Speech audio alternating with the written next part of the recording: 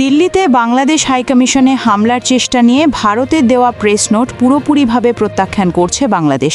একথা জানিয়েছেন পররাষ্ট্র উপদেষ্টা তৌহিদ হোসেন। একই সঙ্গে তিনি আশা প্রকাশ করেন ভবিষ্যতে এ ধরনের পরিস্থিতির পুনরাবৃত্তি হবে না।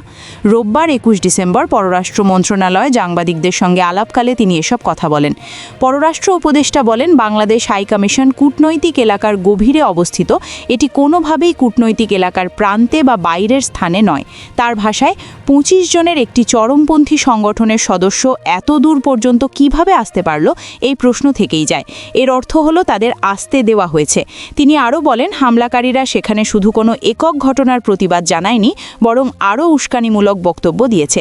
হাইকমিশনারকে হত্যার হুমকি দেওয়া হয়েছে এমন তথ্য তিনি শুনেছেন বলেও জানান, যদিও এ বিষয়ে তার কাছে সরাসরি কোনো প্রমাণ নেই বলে উল্লেখ করেন। তৌহিদ হোসেন বলেন, একজন বাংলাদেশি নাগরিক নৃশংসভাবে খুন হয়েছেন। এই ঘটনার সঙ্গে সংখ্যালঘুদের নিরাপত্তার প্রশ্ন জুড়ে দেওয়া অযৌক্তিক। তিনি জানান, নিহত ব্যক্তি বাংলাদেশের নাগরিক এবং এই ঘটনায় বাংলাদেশ সরকার তাৎক্ষণিক ব্যবস্থা নিয়েছে। ইতিমধ্যে কয়েকজনকে গ্রেফতার করা হয়েছে বলেও তিনি উল্লেখ করেন। একই সঙ্গে তিনি বলেন, এ ধরনের ঘটনা শুধু বাংলাদেশেই হয় না, এই অঞ্চলের অন্যান্য দেশেও এ ধরনের সহিংসতা ঘটে থাকে। বাংলাদেশি কূটনৈতিকদের নিরাপত্তা আরও জোরদার করা প্রয়োজন কিনা এমন প্রশ্নের জবাবে পররাষ্ট্র উপদেষ্টা বলেন, প্রয়োজন হলে অবশ্যই তা করা হবে। তবে এখানে বিষয়টি শুধু স্লোগান দেওয়ার মধ্যে সীমাবদ্ধ নয়। হাই কমিশনের ভেতরে একটি পরিবার বসবাস করে, তারা আতঙ্কিত হয়েছে।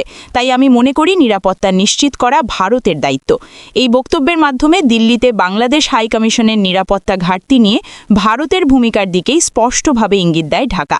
ঘটনাটি কূটনৈতিক অঙ্গনে নতুন করে আলোচনা সৃষ্টি করেছে এবং দুই দেশের সম্পর্কের ক্ষেত্রে বিষয়টি গুরুত্বপূর্ণ হিসেবে বিবেচিত হচ্ছে।